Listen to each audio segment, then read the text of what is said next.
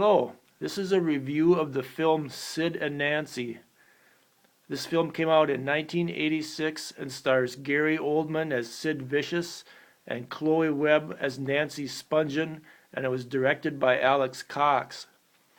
Sid Vicious, whose real name was John Beverly, was a bass player for the punk rock group the Sex Pistols, and Nancy Spungen was a rather obnoxious young lady who came from an upper middle class Philadelphia family, and she was a rock groupie, a prostitute, a stripper, a heroin user, a dominatrix, and I could go on and on. You kind of get the idea.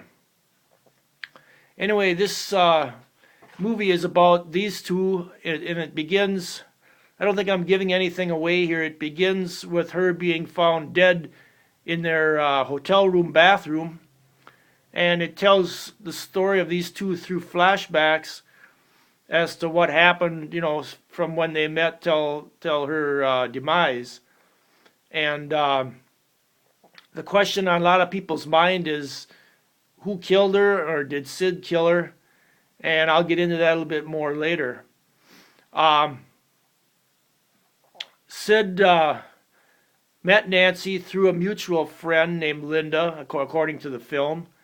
And this movie shows their meeting, and it also chronicles some of the famous events in the career of the Sex Pistols, which is a rather short career since they were only together for 18 months and only recorded one album.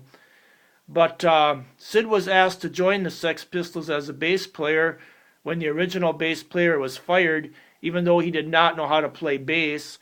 However, he looked and acted like a punk, and he was their lead singer Johnny Rotten's best friend, or one of his friends, so he got the job.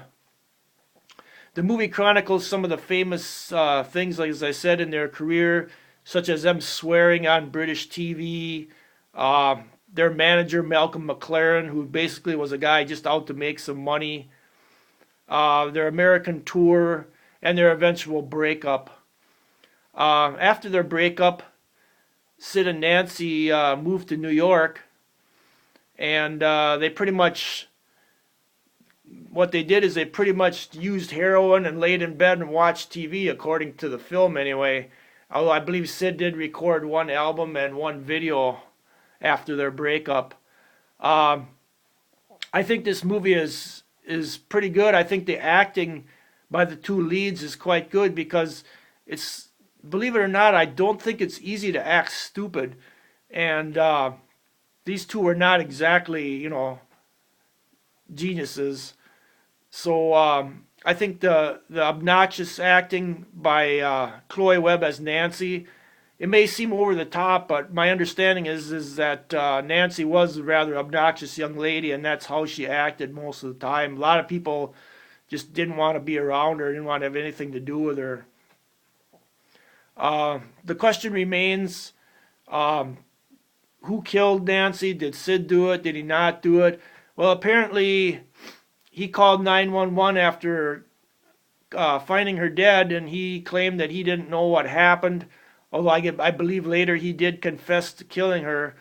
However, many people suggest that he did not kill her. He was under the influence of a large amount of drugs, and that he was pretty much physically unable to get out of bed.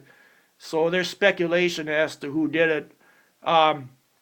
If you're interested in these two or what happened to her, another video I can recommend is a DVD called Who Killed Nancy? It's a documentary, and that's where many people that knew these two are interviewed. Some people that were there that day, some people that were there the day that Sid died of a heroin overdose, and they talk to these people, and they give their opinion as to what might have happened to her. If you're interested in the early punk rock scene, if you're interested in the Sex Pistols and Sid and Nancy, I recommend you watch the film. It's quite entertaining. It has some funny parts to it. Again, some tragedy too, and I think it's a very, very entertaining film. So if you have any questions about the film or this review, please be sure to ask them, and I'll do what I can to answer them for you. And thanks for watching my reviews.